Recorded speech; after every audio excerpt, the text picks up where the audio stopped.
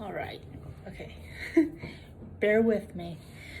Hi, my name is Daphne, and I am here to talk about my accident that happened to my boyfriend and I. I took the physical brunt of it, and then my boyfriend took the mental part. I'm going to be reading all this, so I'm looking at my computer screen because I cannot. I get brain fog, I guess. So it all started when I met my boyfriend. That is where I need to start. I met my boyfriend on July 17th, 2020. He traveled to Wyoming with his father for his 50th birthday and visited Yellowstone National Park because the other places were shut down that his father wanted to go to because of the coronavirus. And my boyfriend was on Tinder and he was looking for a one-time fling, and I was on it too. And because their name is Casper, they went to Casper, Wyoming. And that was where I lived in this time. I think you can guess what we did that night. We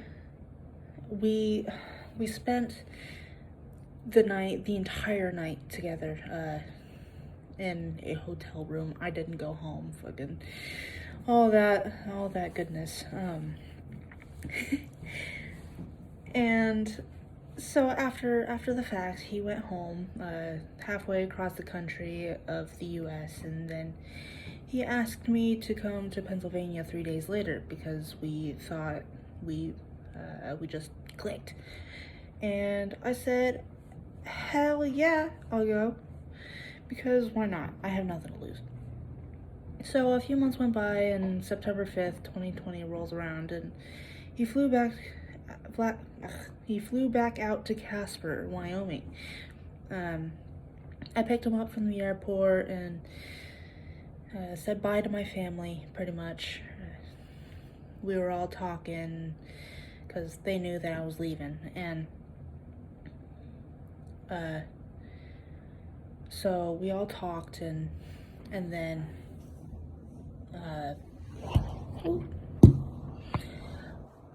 we said bye to each other, and then it was on the road. So a few months went by, and September 5th, 2020 rolls around, and he flew back to Casper, Wyoming to pick me up with my car, and we both drove from Wyoming to Pennsylvania in September of 2020. We had the best time of our lives, he said. And then October 3rd, 2020 came, and he took me to Devil's Tea Table, which was a rock formation, which looks like a teapot, I've been told. And it was right outside of Frenchtown, New Jersey, right on the border of Pennsylvania and New Jersey. He's taken plenty of people there before and saw no harm in taking me there either. So he climbed this rock formation first, and I tried climbing it, following his footsteps. My feet slipped, and I thought, no harm, no foul. And I was just trying to show off to this guy I had just met and have been living with for a month prior, so I tried again, but my feet gave way and I slipped off this rock and rolled down a 10-foot incline, or a hill that the rock was on, which was a bit steep, I think. And I could not stop myself, and then boom, right off the cliff.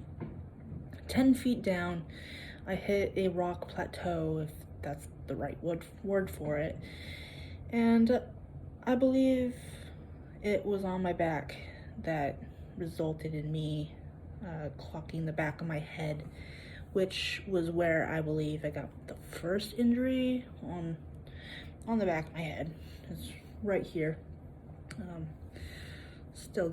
I got a bump, I got scars there, I got a bald spot on the back of my head.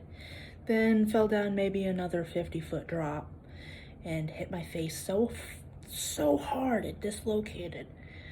And all the way down, I hit trees and more rocks. I fell down to the road, which was down below, and someone called 911 and got an ambulance there that took me to an ice skating rink in Frenchtown, New Jersey, so I could be life flighted to St. Luke's Medical Hospital or Trauma Center. I'm not completely sure. I was in a coma and bloody and mangled at the bottom of the cliff, and my boyfriend just ran down. And I guess someone had drove up, and they just so happened to be nurses. As far as I know, I don't really know, but the nurses said that she was holding my skull together. And obviously that's gonna scare the person that fucking my boyfriend is gonna scare my boyfriend. Like, oh crap, just dying. My mouth was filling with blood, and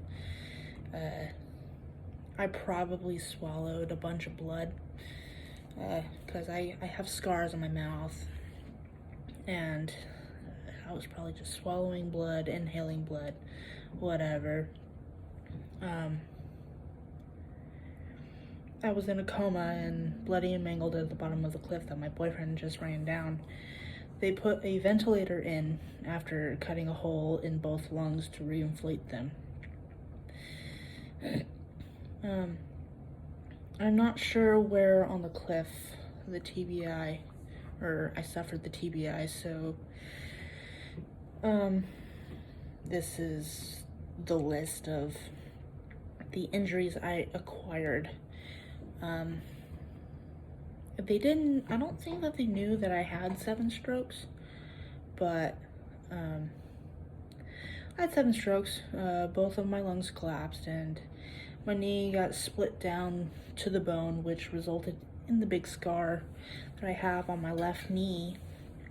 I had to have a skin graft taken from the right thigh because they cannot close the wound all the way. I got a Le Fort fracture, which is on the cheekbone nose area on my face, and that's the extent of my injuries. Some of the things about my TBI is that I have trouble making new memories. I do not remember 2 years before the accident, and my memory is just absolutely garbage. I cannot really remember what I did 10 minutes prior to the moment of now. I cannot form sentences correctly and have a tough time trying to find a word that describes what I am talking about. And I do not have a sense of smell. And things that I can smell are very, very slight.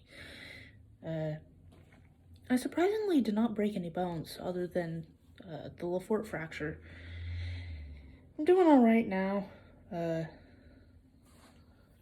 doing all right. Other than the fact that I'm close to $200,000 in medical debt because my dad didn't get me on the insurance. I heard I was approved for at the hospital and promised that my stepmom, an occupational therapist, was going to do rehab and therapy with me. None of what I mentioned previously happened. There was no rehab. Nothing was done.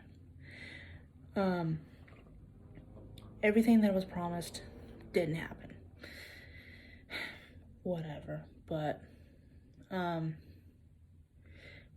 my boyfriend came to Wyoming with me to help with my recovery, and I